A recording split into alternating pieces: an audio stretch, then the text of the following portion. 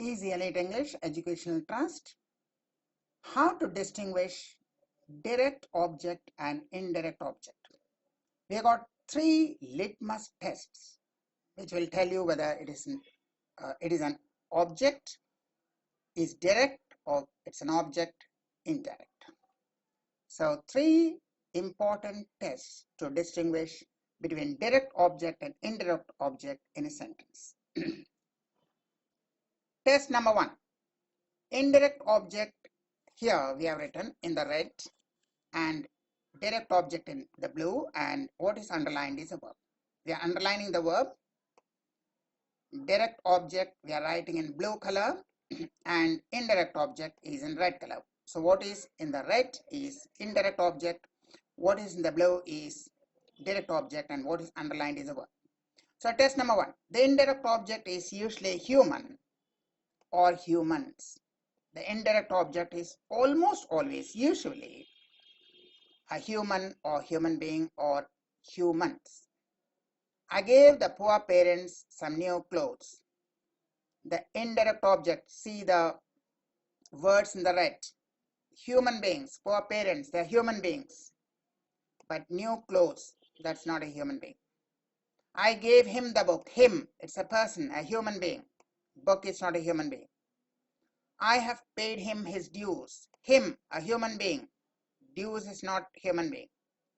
I bought the child a new dress. The child, a human being. But the new dress is not a human being. He gifted his sister a rare diamond ring. His sister, a human being. But diamond ring is not a human being. The Prime Minister gifted the people a free hospital on Holi. The people, human beings. A free hospital is not a human being. So what is a human being is usually the direct object. There could be exceptions. I bought the dog a packet of dog biscuits. Now there's not a human being. I made the puppy a new leather collar. Not a human being. We gave the wall a new coat of paint. Not a human being. So there could be exceptions. That's why we said usually. The word usually. The indirect object is usually a human or human beings. That's test number 1. Test number 2. Now we have test number 1, sorry. Test number 2 it should be. Test number 2.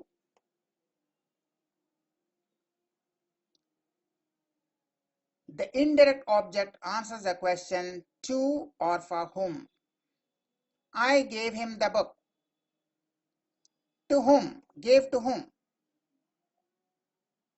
I gave the poor parents some new clothes. Gave to whom? The poor parents. I gave him the book. Gave to whom? Him. I have paid him his dues. Paid to whom? Him. He gifted his sister a rare diamond ring. Gifted to whom? His sister. The PM gifted the people a free hospital. Gifted to whom? The people. I bought the dog a packet of dog biscuits. Bought for whom? The dog. I made the puppy a new leather collar. Made the leather collar for whom? The puppy. So either to whom or for whom. When you get the answer, that would be your indirect object.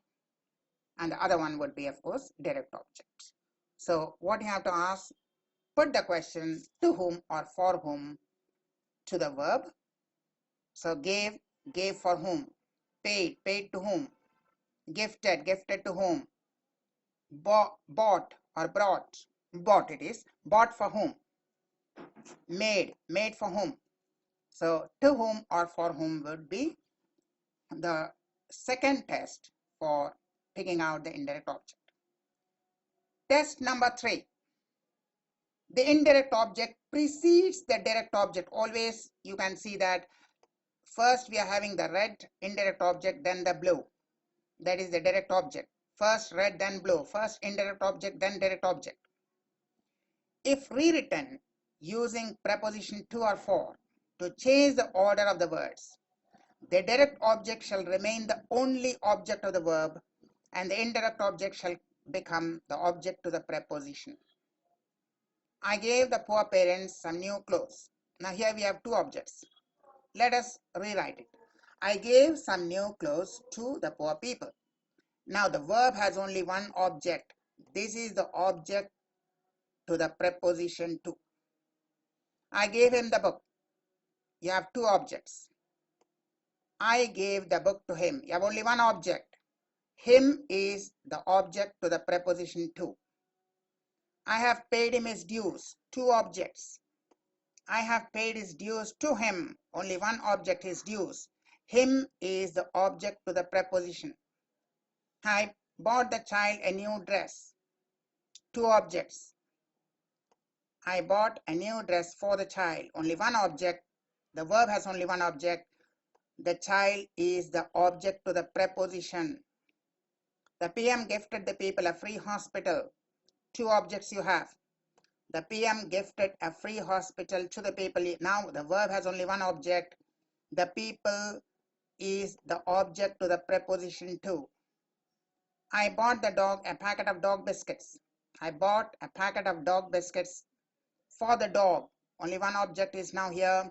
The dog is the object to the preposition for. I made the puppy a new leather collar. Here we apparently have two objects. But I made a new leather collar for the puppy. Only one object is there. The puppy is now the object for the preposition. The object to the preposition for, not the object of the verb. So, when there are two objects, the indirect object will come before the direct object. And if you write it using the preposition to or for to change the order of the objects, then only one object you will get for the verb. The second will be the object to the preposition to or for. That was Easy Elite English Educational Trust. WhatsApp us or email us if you need videos on a specific topic, because all our videos are entirely free of charge. Thank you and goodbye.